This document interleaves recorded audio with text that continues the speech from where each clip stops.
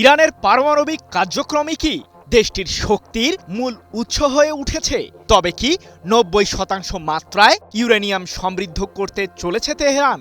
কারণ পশ্চিমাদের শঙ্কা 10টি পারমাণবিক বোমা তৈরির জন্য ইরানের কাছে পর্যাপ্ত ইউরেনিয়াম রয়েছে।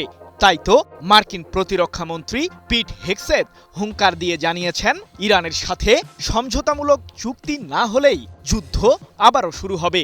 কিন্তু ইরান কি মানবে যুক্তরাষ্ট্রের দেওয়া শর্ত? পারমাণবিক ইস্যুতে মার্কিনীদের সাথে কি আপোষ করবে তেহরান?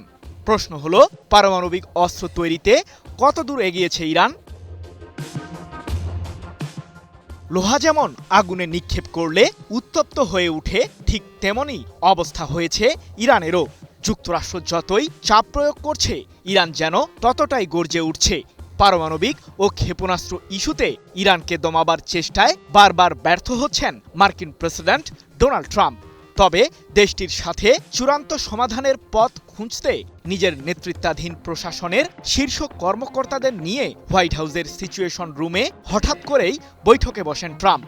বড় ধরনের সংকট মোকাবিলায় এই রুমটি থেকেই চূড়ান্ত সিদ্ধান্ত নেন মার্কিন শাসক। অথচ টানা কয়েক ঘন্টার চলমান ওই বৈঠকের পরও ইরান ইস্যুতে কোনো সিদ্ধান্ত নিতে ব্যর্থ হন ট্রাম্প। ৩০ মে এক প্রতিবেদনে বিষয়টি নিশ্চিত করেছে ব্রিটিশ সংবাদ মাধ্যম বিবিসি। কিন্তু ইরানকে ঘিরে চূড়ান্ত সিদ্ধান্ত নিতে কেন বারবার পিছিয়ে যাচ্ছেন ট্রাম্প? ভঙ্গুর যুদ্ধবিরতিকে ৬০ দিনে টেনে নিয়ে যাওয়ার জন্যই আলোচনা চলছিল যুক্তরাষ্ট্র ও ইরানের মাঝে। আর এ সময়ের মধ্যেই পারমাণবিক ও ক্ষেপণাস্ত্র ইস্যুতে চূড়ান্ত সমাধানের পথ বের করবে দেশ দুটি। ট্রাম্প প্রশাসন চাইছে ইরান তাদের সমৃদ্ধ ইউরেনিয়ামগুলোকে ধ্বংস করবে, তবেই ৬০ দিনের যুদ্ধবিরতিতে যাবে যুক্তরাষ্ট্র। কিন্তু তেহরান বলছে, চলমান আলোচনায় পারমাণবিক ইস্যুতে কোনো আলাপ হবে না। তাই তো হোয়াইট হাউসের শীর্ষ কর্মকর্তারা জানিয়েছেন, প্রেসিডেন্ট ট্রাম্প কেবল এমন একটি চুক্তি করবেন যা যুক্তরাষ্ট্রের জন্য মঙ্গলজনক। এখন প্রশ্ন হলো, যুক্তরাষ্ট্রের কাছে মূল উদ্বেগের বিষয়টা আসলে কি? চলমান কূটনৈতিক তৎপরতা ব্যর্থ হলেই ইরানের বিরুদ্ধে আবারও গর্জে উঠবে যুক্তরাষ্ট্র, এমনটাই হুমকি দিয়েছেন মার্কিন প্রতিরক্ষামন্ত্রী পিট হেগসেথ। মূলত ইরানের কাছে থাকা ৬০% মাত্রার সমৃদ্ধ ইউরেনিয়ামগুলোকে ঘিরেই বেশি উদ্বেগ বিরাজ করছে ট্রাম্প প্রশাসনের মাঝে।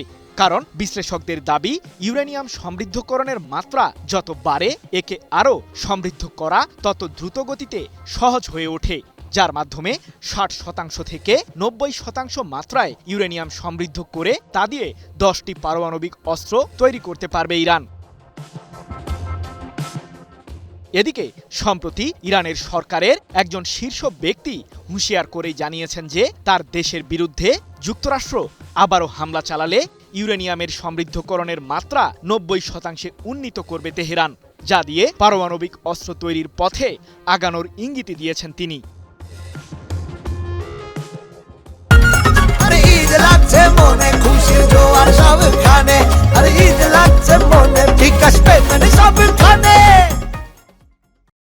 অন্যদিকে পারমাণবিক ইস্যুতে ইরান কোনো ধরনের আপোষ করতে রাজি না হওয়ায় এখন টানটান উত্তেজনা বিরাজ করছে পুরো মধ্যপ্রাচ্যে। এরই মাঝে ইরানের সামরিক বাহিনী ঘোষণা দিয়েছে যে পুনরায় যুদ্ধে শত্রুপক্ষকে চরম শিক্ষা দিতে সর্বোচ্চ প্রস্তুতি গ্রহণ করেছে তেহরান। এমনকি পারস্য উপসাগরীয় অঞ্চলের বাইরে থাকা মার্কিনীদের সামরিক স্থাপনাগুলোকেও সম্ভাব্য এই যুদ্ধে লক্ষ্যবস্তু বানানোর হুমকি দিয়েছে ইরান। সৃজন মাহমুদ, নিউজ 24।